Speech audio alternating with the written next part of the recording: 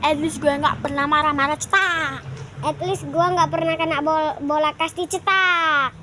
At least gue nggak pernah rambut gue potong sampai ke sini sampai di bob, cetak. At least gue nggak pernah nyuci kain, cetak. At least gue nggak pernah main-main tapi marah-marah, cetak. At least dia nggak sadar, dia juga pernah. At least gue nggak pernah disuruh yang Kak Tika, cetak. Cepat.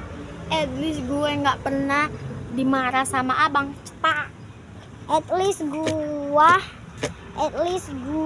tidak pernah dimarahin sama abang orang lain, cetak. At least gue nggak punya abang, cetak. At least gua nggak punya adik, cetak. Udah itu Kak B. Siap kau udah ya.